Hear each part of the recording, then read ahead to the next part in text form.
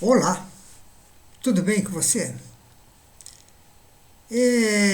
Eu vou lhe fazer uma pergunta e você responda para si mesmo. Você está no patamar que você gostaria de estar em sua vida? Você consegue claramente os seus objetivos? Se você disse que não, eu posso lhe dizer que você não tem um objetivo principal bem definido. Porque no momento que você decide que vai fazer alguma coisa que vai chegar num outro patamar, você consegue. E por que você consegue? Porque se você coloca no seu cérebro que aquilo para você é preponderante e que você quer e quer muito chegar nesse patamar ou nesse nível, você chega lá. Por quê? O seu subconsciente vai trabalhar para isso 24 horas por dia, mas você tem que querer muito isso aí. Mas acontece o que atrapalha as pessoas para não chegarem num nível maior, onde ela gostaria de estar, é a zona de conforto. A zona de conforto é aquela em que você está acostumado, você domina aquela zona. Não tem risco nenhum naquela zona de conforto. Tudo que está na zona de conforto você conhece perfeitamente. E no momento que você sair da zona de conforto, vem a insegurança.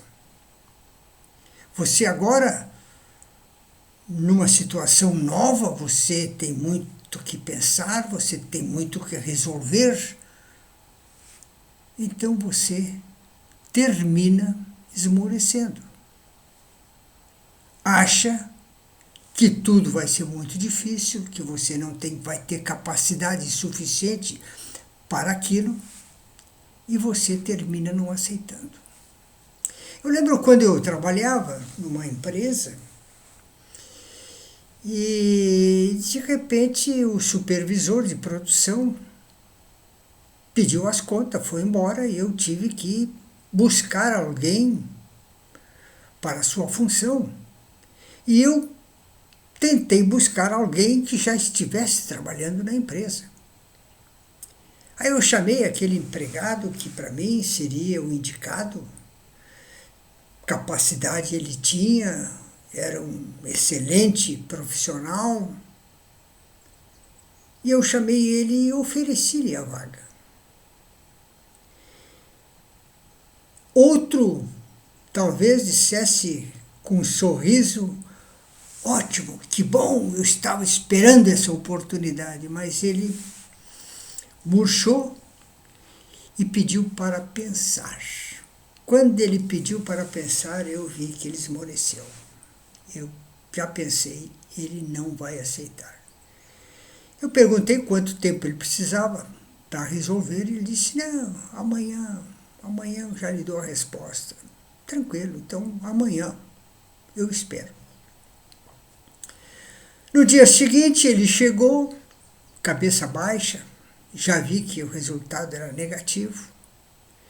E ele simplesmente disse: eu agradeço muito a distinção, o senhor ter se lembrado de mim, etc, etc, mas eu não aceito.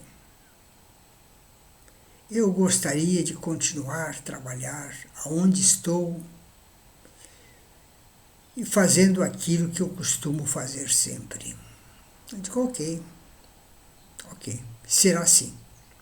Claro que eu tive que buscar na concorrência alguém para a função, porque o único que eu achei que poderia exercer a função bem seria ele, e ele não aceitou. Mas por que ele não aceitou? Capacidade ele tinha. Simplesmente porque ele não quis sair da zona de conforto. Ele nem quis saber quanto iria ganhar. Nada. ele simplesmente resolveu não aceitar. Por quê? Ele sabia que o desafio era grande, que ele não ia dormir de noite nos primeiros momentos, porque tinha muito a aprender e muito a comandar.